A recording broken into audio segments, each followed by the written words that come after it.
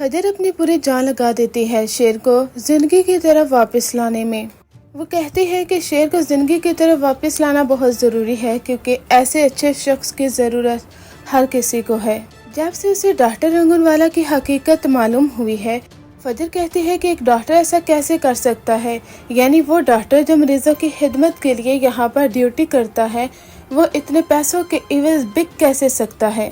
یعنی اپنی سالوں کی محنت کو انہوں نے چند منٹوں میں ختم کر کے رکھ دیا۔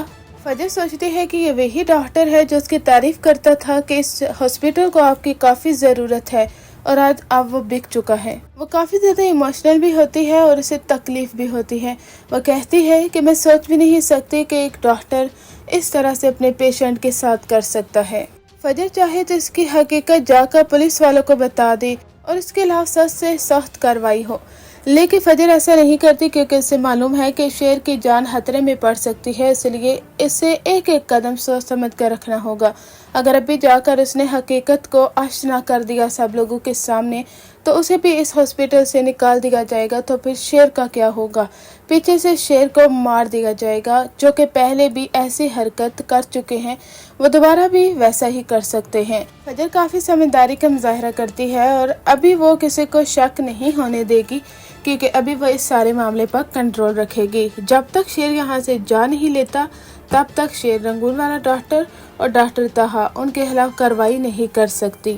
جلد ہی آپ کو دکھایا جائے گا کہ شیر مکمل طور پر صحتیاب ہو ہی جاتا ہے اور وہاں پر فجر اسے کہے گی کہ شکر ہے کہ تم زندگی کی طرف واپس آئے ہو۔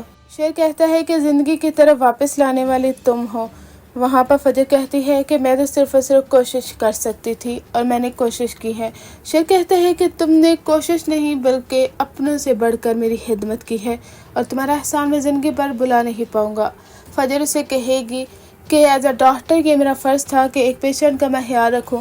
ایک پیشنٹ یہاں پر آتا ہے کہ اسے نئی زندگی کی ایک امید مل سکے اور وہ زندگی کی طرف واپس لوٹ سکے۔ میں نے بس اپنا کردار ادا کیا ہے۔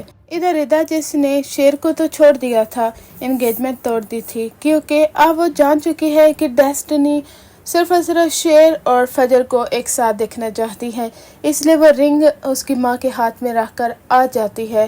اب وہ کافی زیادہ ایموشنل ہوتی ہے اور آگے جا کر آپ کو دکھایا جائے گا کہ جب شیر مکمل طور پر صحتیاب ہو کر آ جائے گا تب وہ دوبارہ سے ان کی زندگی میں واپس آئے گی۔